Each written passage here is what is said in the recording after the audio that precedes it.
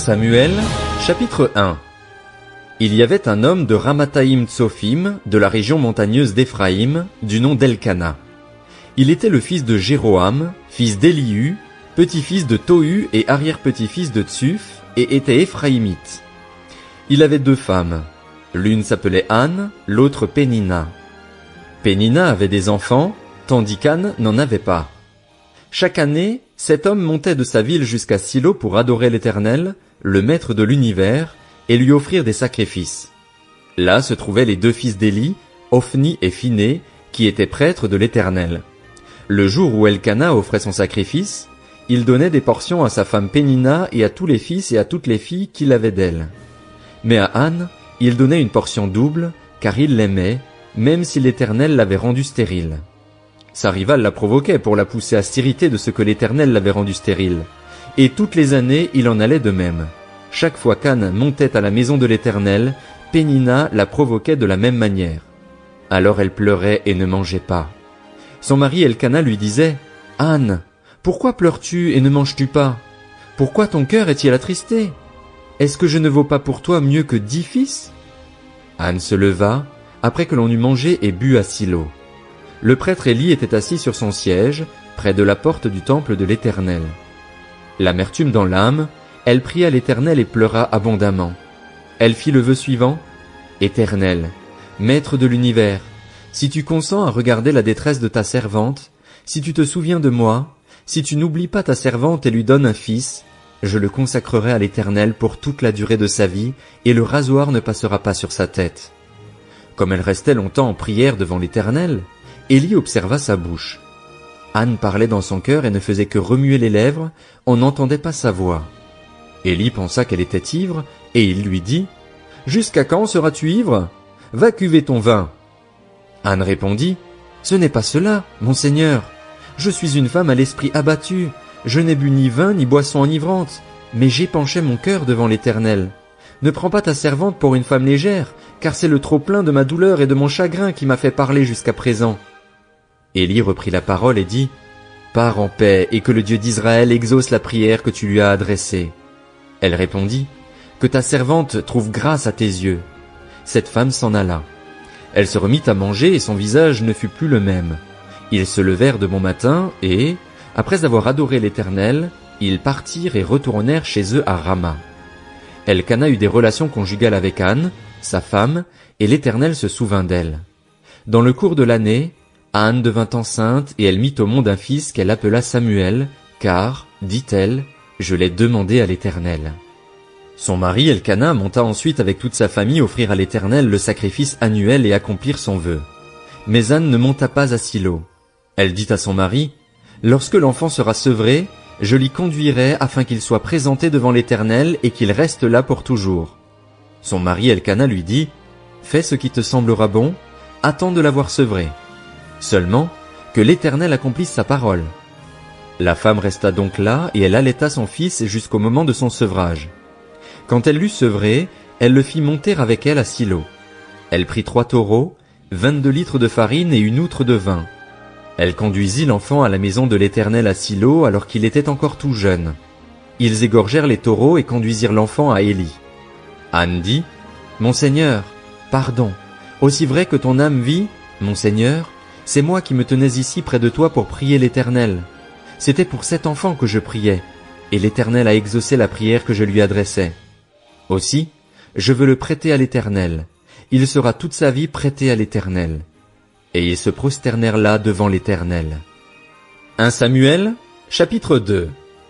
Anne fit cette prière. « Mon cœur se réjouit en l'Éternel, ma force a été relevée par l'Éternel. Ma bouche s'est ouverte contre mes ennemis, car je me réjouis de ton secours. Personne n'est saint comme l'Éternel. Il n'y a pas d'autre Dieu que toi, il n'y a pas de rocher pareil à notre Dieu.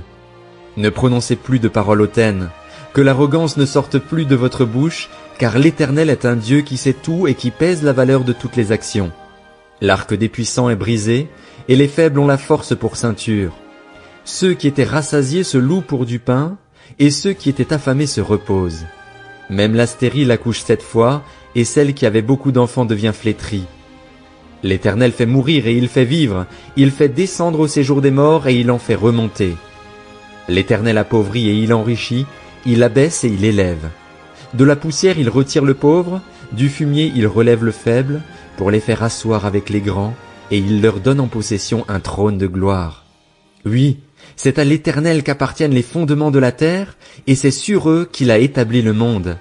Il gardera les pas de ses bien-aimés, tandis que les méchants seront réduits au silence dans les ténèbres. En effet, l'homme ne triomphera pas par la force. Les ennemis de l'Éternel trembleront. Du haut du ciel, il fera gronder son tonnerre contre eux. L'Éternel jugera les extrémités de la terre. Il donnera la puissance à son roi et il relèvera la force de celui qu'il a désigné par onction. Elkana repartit chez lui à Rama, et l'enfant resta au service de l'Éternel devant le prêtre Éli. Les fils d'Éli étaient des vauriens qui ne connaissaient pas l'Éternel. Voici quelle était la manière d'agir de ces prêtres envers le peuple. Lorsque quelqu'un offrait un sacrifice, le serviteur du prêtre arrivait au moment où l'on faisait cuire la viande, tenant à la main une fourchette à 3 dents, il piquait dans le récipient, dans le chaudron, dans la marmite ou dans le pot, et tout ce que la fourchette ramenait, le prêtre le prenait pour lui. Voilà comment il agissait vis-à-vis de tous les Israélites qui venaient à Silo. Avant même qu'on ne fasse brûler la graisse, le serviteur du prêtre arrivait et disait à celui qui offrait le sacrifice, « Donne de la viande à rôtir pour le prêtre. Il n'acceptera de ta part aucune viande cuite, c'est de la viande crue qu'il veut. » Si l'homme lui disait, « Quand on aura brûlé la graisse, tu prendras ce qui te plaira. » Le serviteur répondait, « Non, donne-la maintenant, sinon je la prends de force. » Ces jeunes gens se rendaient coupables d'un très grand péché devant l'Éternel, parce qu'ils traitaient avec mépris les offrandes faites à l'Éternel. Samuel faisait le service devant l'Éternel et cet enfant était habillé d'un éphod en lin. Sa mère lui faisait chaque année une petite robe et la lui apportait lorsqu'elle montait à Silo avec son mari pour offrir le sacrifice annuel. Éli bénit Elkana et sa femme en disant, « Que l'Éternel te fasse avoir des enfants de cette femme pour remplacer celui qu'elle a prêté à l'Éternel. » Et ils repartirent chez eux. Lorsque l'Éternel fut intervenu pour Anne, elle devint enceinte et elle eut 3 fils et 2 filles. Quant au jeune Samuel, il grandissait devant l'Éternel.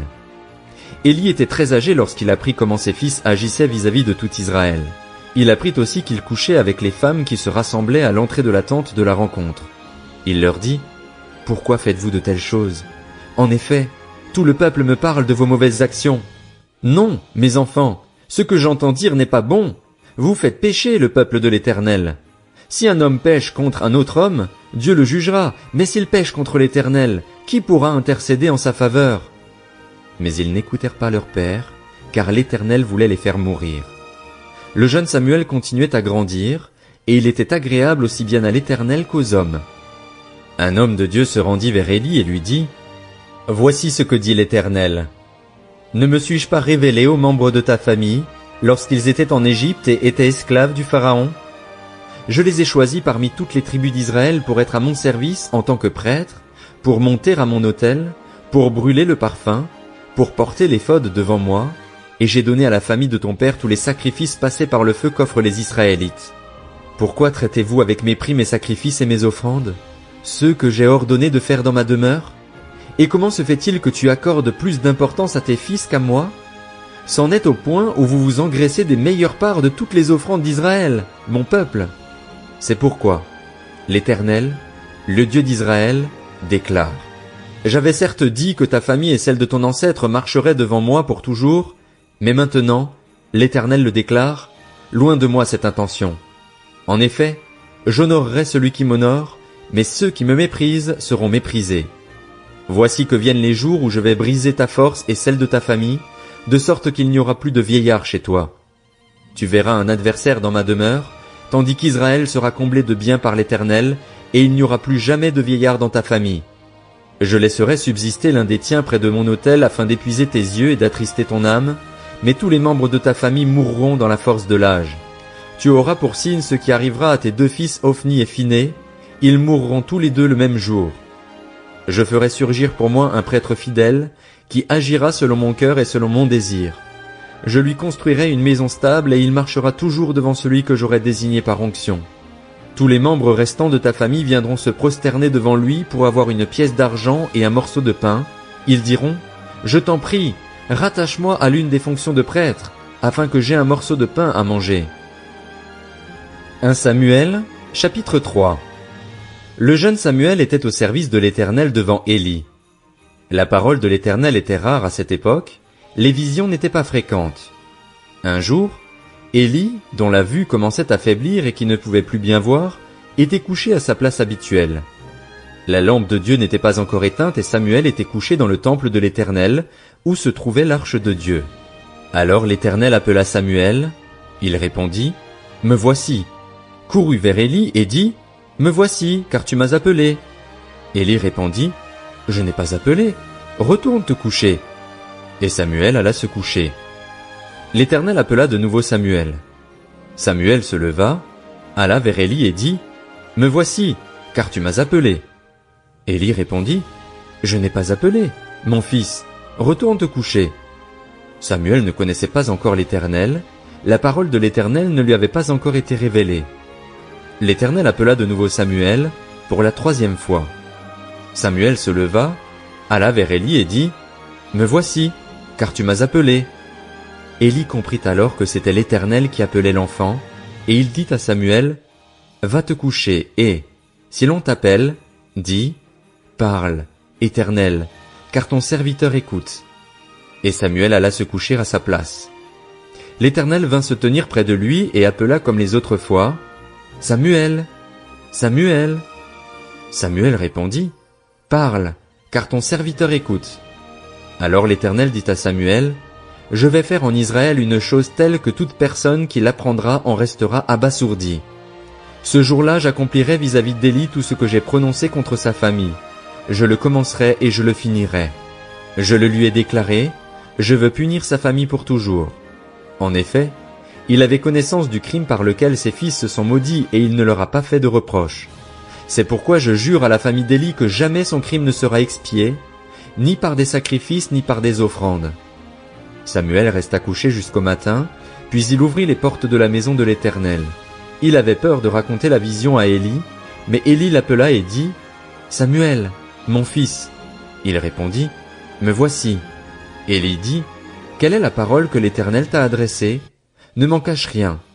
Que Dieu te traite avec la plus grande sévérité, si tu me caches quoi que ce soit de tout ce qu'il t'a dit. » Samuel lui raconta tout, sans rien lui cacher, et Élie dit, « C'est l'Éternel, qu'il fasse ce qui lui semblera bon. » Samuel grandissait. L'Éternel était avec lui et ne laissa aucune de ses paroles rester sans effet. Tout Israël, depuis Dan jusqu'à Beer-Shéba, reconnut que Samuel était établi prophète de l'Éternel. L'Éternel continuait à apparaître à Silo. En effet, l'Éternel se révélait à Samuel à Silo en lui adressant la parole. 1 Samuel, chapitre 4. La parole de Samuel s'adressait à tout Israël. Les Israélites sortirent à la rencontre des Philistins pour les combattre. Ils installèrent leur camp près d'Ébénézer, tandis que les Philistins campaient à Aphek. Les Philistins se rangèrent en ordre de bataille contre Israël et le combat s'engagea. Israël fut battu par les Philistins, qui tuèrent environ 4000 hommes sur le champ de bataille. Le peuple rentra au camp et les anciens d'Israël dirent, « Pourquoi l'Éternel a-t-il laissé aujourd'hui les Philistins nous battre?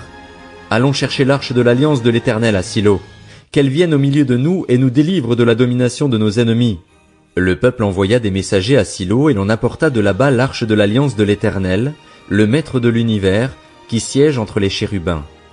Les 2 fils d'Élie, Ophni et Phiné, étaient là, avec l'arche de l'alliance de Dieu.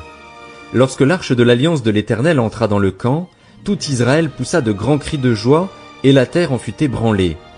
Les Philistins entendirent le vacarme de ces cris et dirent, « Que signifient ces grands cris qui retentissent dans le camp des Hébreux ?» Lorsqu'ils apprirent que l'arche de l'Éternel était arrivée au camp, les Philistins eurent peur, parce qu'ils crurent que Dieu était désormais dans le camp des Hébreux.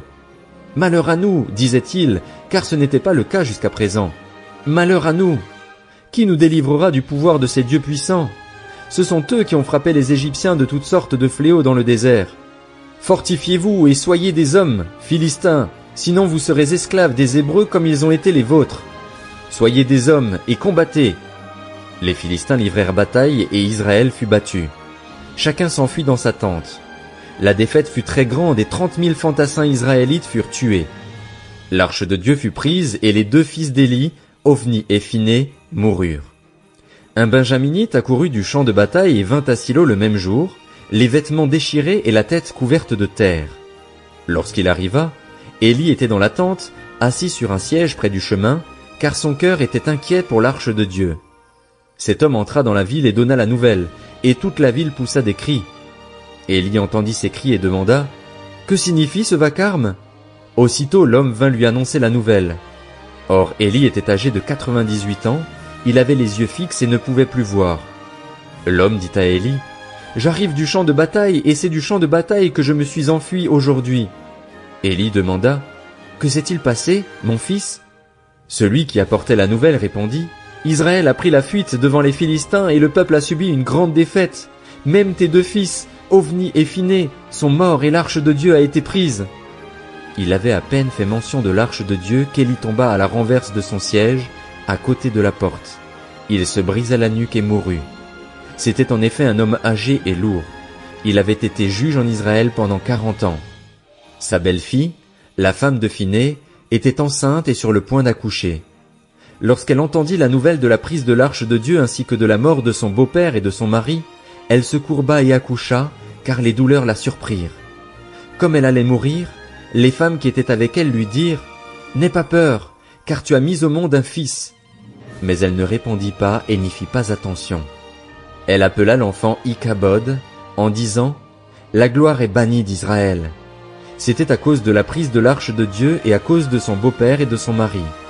Elle dit, « La gloire est bannie d'Israël, car l'arche de Dieu est prise. » 1 Samuel, chapitre 5. Les Philistins prirent l'arche de Dieu et la transportèrent d'Ébenézer à Asdod. Après s'être emparés de l'arche de Dieu, les Philistins la firent entrer dans le temple de Dagon et la placèrent à côté de Dagon. Le lendemain, les Asdodiens se levèrent de bon matin et trouvèrent Dagon étendu le visage contre terre devant l'arche de l'Éternel. Ils prirent Dagon et le remirent à sa place. Le surlendemain, ils se levèrent de bon matin et trouvèrent de nouveau Dagon étendu le visage contre terre devant l'arche de l'Éternel. La tête de Dagon et ses 2 mains étaient abattues sur le seuil, et il ne lui restait que le tronc. C'est pourquoi, jusqu'à aujourd'hui, les prêtres de Dagon et tous ceux qui viennent dans le temple de Dagon à Asdod ne marchent pas sur le seuil. La main de l'Éternel pesa plus lourdement encore sur les Asdodiens et il fit des ravages parmi eux. Il les frappa de tumeurs à Asdod et dans le territoire qui en dépend. Quand ils virent cela, les habitants d'Asdod dirent, « L'arche du Dieu d'Israël ne restera pas chez nous, car il fait peser lourdement sa main sur nous et sur Dagon, notre Dieu. » Ils firent venir tous les princes des Philistins, les rassemblèrent chez eux et demandèrent, « Que pouvons-nous faire de l'arche du Dieu d'Israël » Les princes répondirent, « Qu'on la transporte à Gath. » Et l'on transporta là-bas l'arche du Dieu d'Israël. Mais une fois qu'on l'y eut transportée, la main de l'Éternel fut contre la ville et il y eut une très grande terreur. Il frappa les habitants de la ville, depuis le petit jusqu'au grand, et ils eurent une éruption de tumeurs. Alors ils envoyèrent l'arche de Dieu à Écron. Lorsque l'arche de Dieu entra dans Écron, les Écroniens poussèrent des cris en disant, « On a transporté l'arche du Dieu d'Israël chez nous pour nous faire mourir, nous et notre peuple. » Ils firent venir tous les princes des Philistins, les rassemblèrent et dirent, « Renvoyez l'arche du Dieu d'Israël, qu'elle retourne chez elle et qu'elle ne nous fasse pas mourir, nous et notre peuple. » En effet, dans toute la ville régnait une terreur mortelle. La main de Dieu y pesait très lourdement. Ceux qui ne mourraient pas étaient frappés de tumeurs et les cris de la ville montaient jusqu'au ciel. 1 Samuel, chapitre 6. L'arche de l'Éternel resta 7 mois dans le pays des Philistins. Les Philistins appelèrent les prêtres et les devins et dirent, « Que pouvons-nous faire de l'arche de l'Éternel ? Faites-nous connaître de quelle manière nous devons la renvoyer chez elle. » Les hommes consultés répondirent, « Si vous renvoyez l'arche du Dieu d'Israël, ne la renvoyez pas sans rien, mais faites à Dieu un sacrifice de culpabilité. Alors vous guérirez et vous saurez pourquoi sa main ne s'est pas retirée de vous. » Les Philistins dirent, « Quelle offrande lui ferons-nous » Ils répondirent, « Nous offrirons 5 tumeurs en or et 5 souris en or, d'après le nombre des princes des Philistins, car le même fléau vous a tous atteints, vous et vos princes. Faites des représentations de vos tumeurs, ainsi que des souris qui ravagent le pays, et rendez gloire au Dieu d'Israël. Peut-être cessera-t-il de faire lourdement peser sa main contre vous, contre vos dieux et contre votre pays. Pourquoi rendriez-vous votre cœur insensible comme les Égyptiens et le Pharaon l'ont fait ? Dieu est intervenu contre eux et ils ont alors dû laisser partir les Israélites. Maintenant, fabriquez un char tout neuf et prenez 2 vaches qui allaitent et n'ont jamais porté le joug. attelez ces vaches au char et ramenez leurs petits à l'étable afin qu'ils ne soient plus derrière elles. Vous prendrez l'arche de l'Éternel et vous la mettrez sur le char. Vous placerez à côté d'elle, dans un coffre, les objets d'or que vous donnez à l'Éternel en sacrifice de culpabilité, puis vous la renverrez et elle partira. Suivez-la du regard. Si elle monte par le chemin de sa frontière vers Beth-Shemesh, cela signifie que c'est l'Éternel qui nous a fait ce grand mal, sinon, nous saurons que ce n'est pas sa main qui nous a frappés, mais que cela nous est arrivé par hasard. C'est ce que firent ces hommes. Ils prirent 2 vaches qui allaitaient et les attelèrent au char, et ils enfermèrent les petits dans l'étable. Ils mirent sur le char l'arche de l'Éternel ainsi que le coffre avec les souris en or et les représentations de leur tumeur. Les vaches prirent directement le chemin de Beth-Shemesh. Elles suivirent toujours la même route en mugissant, sans s'écarter à droite ou à gauche. Les princes des Philistins les suivirent jusqu'à la frontière de Beth-Shemesh. Les habitants de Beth-Shemesh moissonnaient les blés dans la vallée. Ils levèrent les yeux, aperçurent l'arche et se réjouirent en la voyant. Le char arriva dans le champ de Josué, un habitant de Beth-Shemesh, et s'y arrêta. Il y avait là une grande pierre. On fendit le bois du char et l'on offrit les vaches en holocauste à l'Éternel. Les Lévites descendirent l'arche de l'Éternel ainsi que le coffre qui se trouvait à côté d'elle et qui contenait les objets en or, et ils posèrent le tout sur la grande pierre. Les habitants de Beth-Shemesh offrirent ce jour-là des holocaustes et des sacrifices à l'Éternel. Après avoir vu cela, les 5 princes des Philistins retournèrent à Écron le jour même.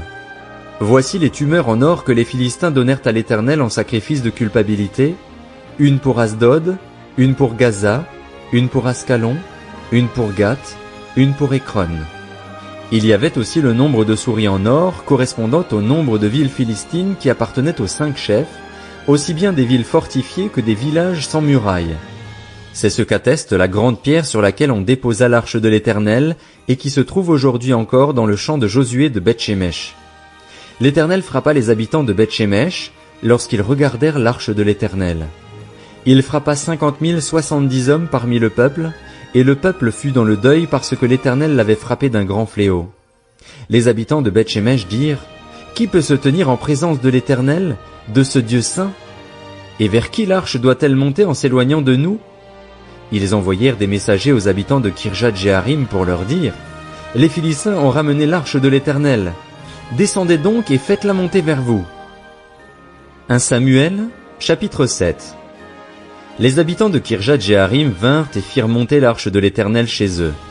Ils la conduisirent dans la maison d'Abinadab, sur la colline, et ils consacrèrent son fils Éléazar pour la garder.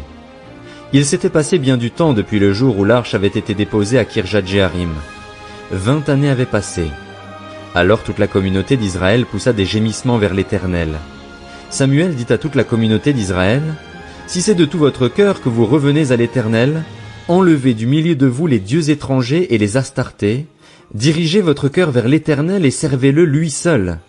Il vous délivrera alors de l'oppression des Philistins. » Les Israélites enlevèrent du milieu d'eux les Baals et les Astartés, et ils servirent l'Éternel seul. Samuel dit: « Rassemblez tout Israël à Mitzpa, et je prierai l'Éternel pour vous. » Et ils se rassemblèrent à Mitzpa. Ils puisèrent de l'eau et la versèrent devant l'Éternel, et ils jeûnèrent ce jour-là en disant: « Nous avons péché contre l'Éternel. » Samuel jugea les Israélites à Mitzpa. Les Philistins apprirent que les Israélites s'étaient rassemblés à Mitzpa, et les princes des Philistins montèrent pour attaquer Israël. À cette nouvelle, les Israélites eurent peur des Philistins, et ils dirent à Samuel: « N'arrête pas de crier pour nous à l'Éternel, notre Dieu, afin qu'il nous sauve de la domination des Philistins. » Samuel prit un tout jeune agneau et l'offrit tout entier en holocauste à l'Éternel. Il cria à l'Éternel pour Israël, et l'Éternel l'exauça. Pendant que Samuel offrait l'holocauste, les Philistins s'approchèrent pour attaquer Israël. L'Éternel fit gronder ce jour-là son tonnerre sur les Philistins et les mit en déroute. Ils furent battus devant Israël. Les hommes d'Israël sortirent de Mitzpa, poursuivirent les Philistins et les battirent jusqu'au-dessous de Beth-Kar. Samuel prit une pierre qu'il plaça entre Mitzpa et Shen, et il l'appela Ébenezer en disant: « Jusqu'ici l'Éternel nous a secourus. » Ainsi, les Philistins furent humiliés et ils ne vinrent plus sur le territoire d'Israël. La main de l'Éternel fut contre les Philistins pendant toute la vie de Samuel. Les villes que les Philistins avaient prises à Israël retournèrent à Israël, depuis Écron jusqu'à Gath, avec leur territoire. Israël les arracha à la domination des Philistins. Il y eut aussi paix entre Israël et les Amoréens. Samuel fut juge en Israël pendant toute sa vie. Il allait chaque année faire le tour de Béthel, de Gilgal et de Mitzpa, et il jugeait Israël dans toutes ses villes. Puis il revenait à Rama, où se trouvait sa maison. Il y jugeait Israël et il construisit là un autel en l'honneur de l'Éternel. 1 Samuel, chapitre 8. Lorsque Samuel devint vieux, il établit ses fils juges sur Israël. Son fils aîné se nommait Joël et le second Abijah. Ils étaient juges à Beer-Shéba. Les fils de Samuel ne marchèrent pas sur ses traces. Ils se livraient à des profits malhonnêtes, acceptaient des cadeaux et tordaient le droit. Tous les anciens d'Israël se rassemblèrent et allèrent trouver Samuel à Rama. Ils lui dirent: « Te voilà vieux et tes fils ne marchent pas sur tes traces. Maintenant, établis sur nous un roi pour nous juger, comme on en trouve dans toutes les nations. » Cela déplut à Samuel qu'il dise: « Donne-nous un roi pour nous juger. » Et il pria l'Éternel. L'Éternel dit à Samuel: « Écoute le peuple dans tout ce qu'il te dira, car ce n'est pas toi qu'ils rejettent, c'est moi, afin que je ne règne plus sur eux. Ils agissent envers toi comme ils l'ont toujours fait depuis que je les ai fait sortir d'Égypte jusqu'à aujourd'hui. Ils m'ont abandonné pour servir d'autres dieux. Écoute-les donc, mais donne-leur des avertissements, fais-leur connaître les droits du roi qui régnera sur eux. » Samuel rapporta toutes les paroles de l'Éternel au peuple qui lui demandait un roi. Il dit: « Voici quels seront les droits du roi qui régnera sur vous. Il prendra vos fils et les mettra sur ses chars ou parmi ses cavaliers, ou encore ils devront courir devant son char. Il fera d'eux des chefs de milliers et des chefs de cinquantaines. Il les emploiera à labourer ses terres, à récolter ses moissons, à fabriquer ses armes de guerre et l'équipement de ses chars. Il prendra vos filles pour faire d'elles des parfumeuses, des cuisinières et des boulangères. Il prendra la meilleure partie de vos champs, de vos vignes et de vos oliviers et la donnera à ses serviteurs. Il prendra la dîme du produit de vos champs et de vos vignes et la donnera à ses serviteurs. Il prendra vos esclaves et vos servantes, vos meilleurs bœufs et vos ânes et se servira d'eux pour ses travaux. Il prendra la dîme de vos troupeaux et vous serez vous-même ses esclaves. Alors vous crierez contre votre roi, celui que vous vous serez choisi, mais l'Éternel ne vous exaucera pas. » Le peuple refusa d'écouter Samuel. « Cela ne fait rien, dirent-ils. Il y aura quand même un roi sur nous, et nous aussi nous serons pareils à toutes les nations. Notre roi nous jugera, il marchera à notre tête et conduira nos guerres. » Après avoir entendu toutes les paroles du peuple, Samuel les répéta à l'Éternel, et l'Éternel lui dit: « Écoute-les, et établis un roi sur eux. » Samuel dit aux hommes d'Israël: « Que chacun retourne dans sa ville. » 1 Samuel, chapitre 9. Il y avait un homme de Benjamin appelé Kis. Il était fils d'Abiel, petit-fils de Tséror, descendant de Bécorat, d'Aphiar, lui-même fils d'un benjaminite. C'était un vaillant guerrier. Il avait un fils du nom de Saül, qui était jeune et beau, plus beau que tous les Israélites, et qui les dépassait tous d'une tête. Les ânesses de Kis, le père de Saül, s'égarèrent et Kis dit à son fils Saül: « Prends avec toi l'un des serviteurs, lève-toi et va à la recherche des ânesses. » Saül traversa la région montagneuse d'Éphraïm et le pays de Shalisha sans les trouver. Ils passèrent par le pays de Shalim et elles n'y étaient pas. Ils parcoururent le pays de Benjamin et ils ne les trouvèrent pas.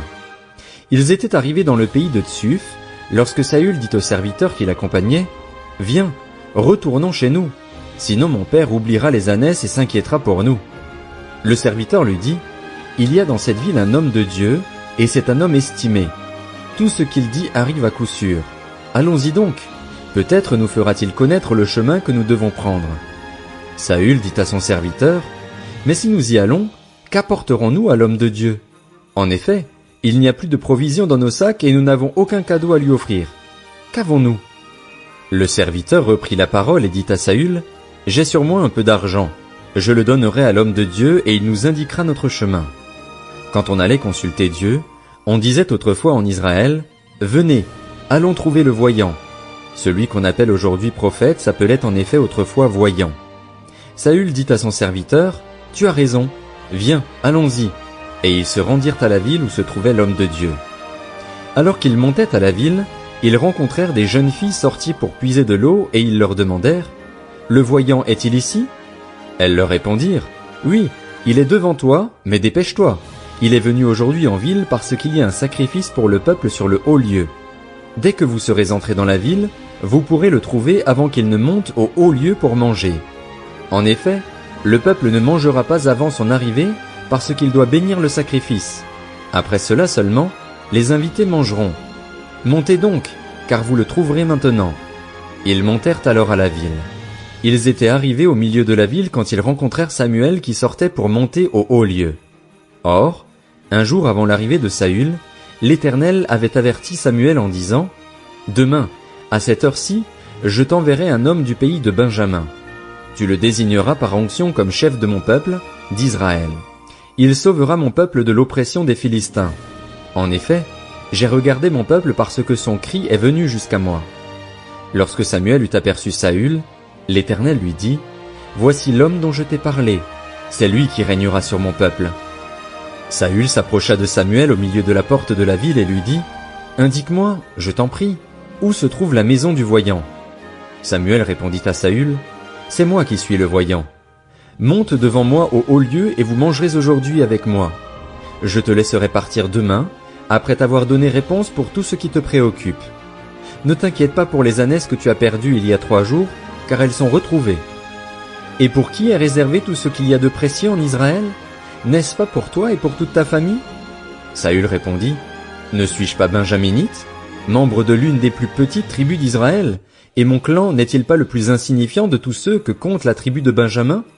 Pourquoi donc me tiens-tu ce discours ?» Samuel prit Saül et son serviteur, les fit entrer dans la salle et leur donna une place à la tête des invités. Il y avait là une 30aine d'hommes. Samuel dit au cuisinier « Sers la portion que je t'ai donnée en te disant de la mettre à part. » Le cuisinier préleva la cuisse et ce qui l'entoure, et il la servit à Saül. Samuel dit « Voici ce qui a été réservé. Sers-toi et mange, car on l'a gardé pour toi lorsque j'ai invité le peuple. » Ainsi, Saül mangea avec Samuel ce jour-là. Ils redescendirent du haut lieu à la ville, et Samuel s'entretint avec Saül sur la terrasse du toit. Puis ils se levèrent de bon matin. À l'aurore, Samuel appela Saül sur le toit en disant « Viens et je te laisserai partir. » Saül se leva et ils sortirent tous les deux, Samuel et lui.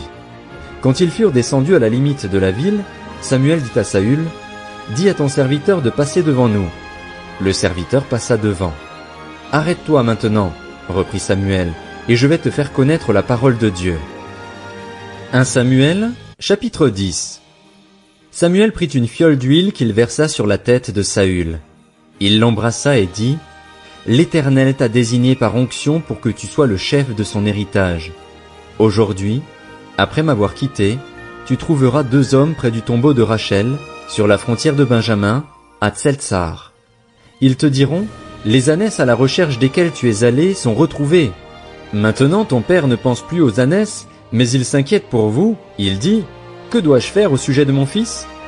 De là tu iras plus loin et tu arriveras aux chênes de Tabor, où tu rencontreras 3 hommes en train de monter vers Dieu à Béthel. Ils portent l'un 3 chevreaux, l'autre 3 gâteaux de pain et l'autre une outre de vin. Ils te demanderont comment tu vas et te donneront 2 pains. Tu les accepteras de leur part. Après cela, tu arriveras à Gibéa Elohim, où se trouve une garnison de Philistins. En entrant dans la ville, tu rencontreras une troupe de prophètes qui descendent du haut lieu, précédés du luth, du tambourin, de la flûte et de la harpe, et qui prophétisent. L'Esprit de l'Éternel viendra sur toi. Tu prophétiseras avec eux et tu deviendras un autre homme. Lorsque ces signes se seront réalisés pour toi, fais ce que tu trouveras à faire, car Dieu est avec toi. Puis tu descendras avant moi à Gilgal. Je descendrai vers toi pour offrir des holocaustes et des sacrifices de communion. Tu attendras 7 jours, jusqu'à ce que j'arrive vers toi et que je te dise ce que tu dois faire. » Dès que Saül eut tourné le dos pour se séparer de Samuel, Dieu lui donna un autre cœur et tous ces signes se réalisèrent le même jour. Lorsqu'ils arrivèrent à Gibéa, une troupe de prophètes vint à sa rencontre. L'Esprit de Dieu vint sur lui et il prophétisa au milieu d'eux. Tous ceux qui l'avaient connu auparavant virent qu'il prophétisait avec les prophètes, et les membres du peuple se disaient l'un à l'autre, « Qu'est-il arrivé au fils de Kis? Saül est-il aussi parmi les prophètes ?» Quelqu'un de Gibéa ajouta, « Et qui est leur père ?» De là vient le proverbe, « Saül est-il aussi parmi les prophètes ?» Lorsqu'il eut fini de prophétiser, Saül se rendit au haut lieu. Son oncle lui demanda, « ainsi qu'à son serviteur, où êtes-vous allés? Saül répondit, à la recherche des ânesses, mais nous ne les avons pas aperçus et nous sommes allés trouver Samuel. L'oncle de Saül reprit, raconte-moi donc ce que vous a dit Samuel. Saül répondit à son oncle, il nous a assuré que les ânesses étaient retrouvées. Il ne lui dit rien de la royauté dont avait parlé Samuel. Samuel convoqua le peuple devant l'Éternel à Mitzpa. Il annonça aux Israélites, voici ce que dit l'Éternel, le Dieu d'Israël. C'est moi qui ai fait sortir Israël d'Égypte, qui vous ai délivré de la domination des Égyptiens et de tous les royaumes qui vous opprimaient. Et aujourd'hui, vous rejetez votre Dieu, celui qui vous a délivré de tous vos maux et de toutes vos souffrances, et vous lui dites, établis un roi sur nous. Présentez-vous maintenant devant l'Éternel par tribus et par milliers. Samuel fit approcher toutes les tribus d'Israël, et la tribu de Benjamin fut désignée. Il fit approcher la tribu de Benjamin clan par clan, et le clan de Matri fut désigné. Puis Saül, fils de Kis, fut désigné. On le chercha, mais on ne le trouva pas.